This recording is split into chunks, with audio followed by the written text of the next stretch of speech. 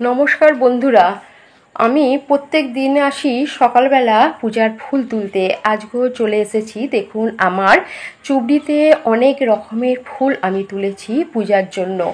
আমরা প্রত্যেকেই ফুল ভালোবাসি। কেউ পূজার জন্য সংগ্রহ করি, কেউ আবার ঘর সাজানোর জন্য, আবার কেউ ছাদ বাগানে ফুল দিয়ে ছাদ বাগান সৌন্দর্যে ভরিয়ে রাখতে ভালোবাসি।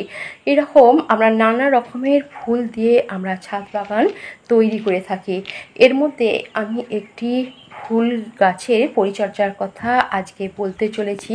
বন্ধুরা আসুন, এই ফুল গাছটি অনেকেই চেনেন। এটি হচ্ছে চন্দ্রপ্রভা ফুল গাছ। এটি বৃক্ষ জাতীয় ফুল গাছ। বন্ধুরা, এটা আমি একটি টবে করেছি। তো কিভাবে রেখেছি, কি সার দিচ্ছি, সারা বছর একে কীভাবে যত্ন করি, সব কিছু নিয়েই আজকে ভিডিও তৈরি করেছি। সব কিছুই আমি বলবো এই ভিডিওটির মাধ্যমে।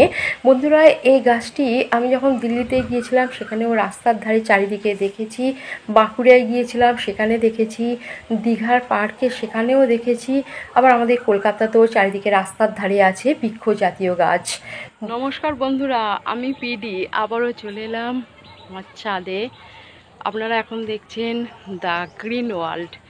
দ্য গ্রিন ওয়ার্ল্ডে সবাইকে আরও একবার স্বাগত জানাচ্ছি। বন্ধুরা দেখতে থাকুন আজকের ভিডিওতে কি আছে। বন্ধুরা, আর যারা নতুন আসছেন তাদের অসংখ্য অসংখ্য ধন্যবাদ জানাচ্ছি। বন্ধুরা, বেশি বেশি করে শেয়ার করুন, লাইক দিন, একটি সাবস্ক্রাইব করুন, আর আমার পাশে থাকুন, আমাকে এগিয়ে যেতে সাহায্য করুন। বন্ধুরা, তো আজকে আসুন দেখাই আজকের ভিডিওতে কি আছে।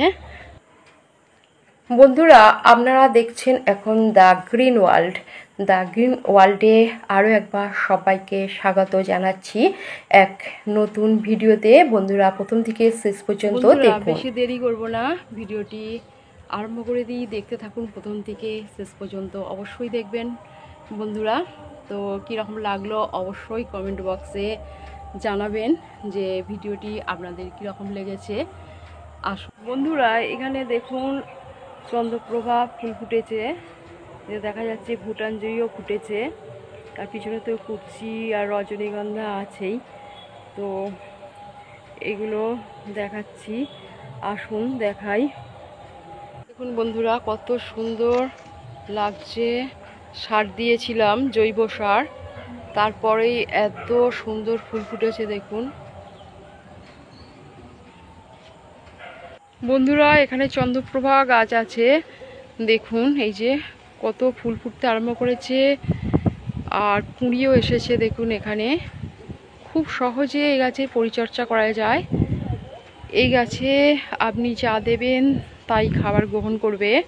শস্য খোল থেকে আরম্ভ করে এমনি পাতা পচা সার, যে কোনো সারই দিতে পারেন, সবজির খোসা ভেজানো জলও দিতে পারেন। দেখুন কত ফুল ফুটেছে, প্রচুর প্রচুর কুঁড়ি এসেছে। বন্ধুরা দেখাচ্ছি, এটা একটা ডাম কাটা টবে বসানো আছে, আর গরমে প্রত্যেক দিনই জল দিয়ে যাই। বন্ধুরা দেখুন, এই চন্দ্রপ্রভা গাছের গোড়াটায় মালচিং করা আছে, গরম পড়ে গেছে বলে, যাতে জল ধরে রাখতে পারে। আর ভালো করে দেখাচ্ছি, দেখুন জৈব সারও দেয়া হয়ে গেছে। তারপরে এত ফুল ফুটেছে, এগুলো সব জৈব সার। এগুলো দেখুন, এগুলো কসমস গাছ হয়েছে, এগুলো এখন হবে না বলে তুলে দিচ্ছি, গোড়াটা পরিষ্কার করে দিচ্ছি আর কি। দেখুন এগুলো সব গোড়াটা পরিষ্কার করে দিলাম। আর প্রত্যেক দিনই বন্ধুরা সকালে আসি জল দিতে, আবার বিকেলেও এসে একবার করে জল দিয়ে যাই, কারণ বড় গাছ একটু জলের প্রয়োজন, গরম পড়েছে প্রচুর। মানে দুবেলায় জল দিলে খুবই ভালো হয়, ফুলগুলো খুব ভালো থাকে আর কি। বন্ধুরা দেখুন, জৈব সার দেওয়ার পর ফুল গাছটির কত ফুল ফুটেছে থোকায় থোকায়। আর দেখুন ফুলের কালারটাও কত সুন্দর দেখতে লাগছে, আর গাছের পাতাটাও দেখুন চির সবুজ হয়ে আছে, আর গাছটি কত তাড়াতাড়ি গ্রো করেছে দেখুন। দেখাচ্ছি কত সুন্দর দেখতে লাগছে, টবের মধ্যেই আছে, তবে একে আমি একবার বর্ষার আগে কাটিং করে দিয়েছিলাম। বন্ধুরা দেখুন, এই সাইড থেকে দেখাচ্ছি ফুল গাছটি কত সুন্দর লাগছে, কত ফুল ফুটেছে। যেদিক দিয়েই দেখাবেন সেদিক দিয়েই সুন্দর লাগবে ফুলটা। এত সুন্দর দেখতে।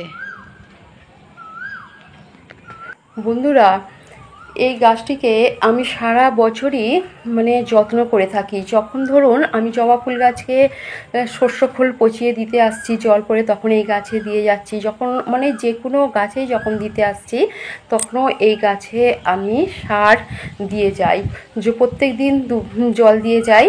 বর্ষাকালে বৃষ্টি হলে জল দিতে লাগে না, গরমকালে দুবার দিতে হয়, শীতকালেও দিয়ে যাই।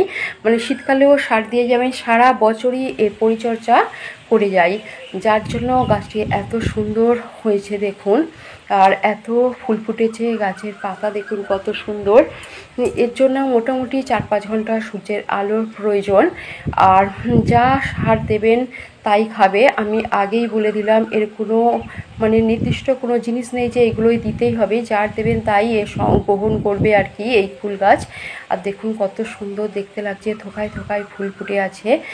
তো আমার এটা গাছের হচ্ছে এর দানা থেকে আবার চারা করা যায়। আমি একটা এর দানা থেকেও চারা করেছি, সেটাও আমি এই ভিডিওর মধ্যেই দেখাবো বন্ধুরা।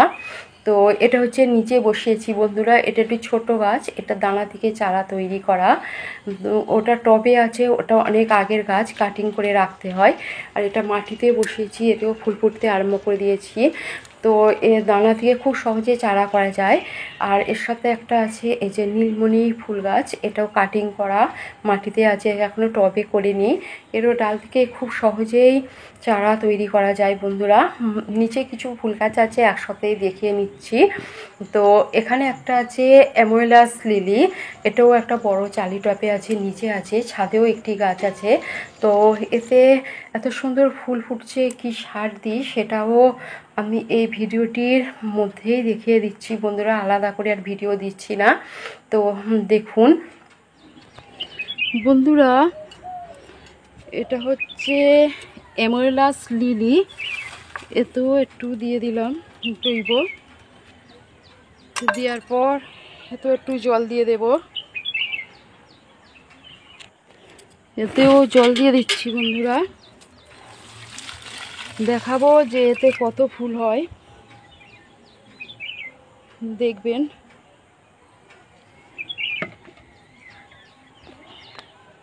বন্ধুরা, এখানে অ্যামোয়েলাস লিলি ফুটে গেছে, দেখুন দেখাচ্ছি। এই যে টবে কদিন আগে জৈব সার দিয়েছিলাম, তাতেও এত মানে দেওয়ার পরে কুঁড়ি এসে গেছে, ফুলও ফুটতে আরম্ভ করে দিয়েছে বন্ধুরা। বন্ধুরা, আরেকটি গাছ দেখিয়ে ভিডিওটি শেষ করব। এটির নিচে আছে বাতাসি ফুল গাছ, অনেক ফুল ফুটেছে, এর ডাল থেকে খুব সহজেই চারা করা যায়। তো এই ফুল গাছটাও দেখিয়ে দিলাম একটু। তাহলে আজকে এই পর্যন্তই থাকলো, আবার দেখা হবে পরের ভিডিওতে বন্ধুরা। আপনারা ভালো থাকুন, সুস্থ থাকুন, আর আমার ভিডিও দেখতে থাকুন। আমাকে একটু আগে যেতে সাহায্য করবেন বন্ধুরা, একটু সাবস্ক্রাইব অবশ্যই করবেন। তাহলে আসছি বন্ধুরা, নমস্কার।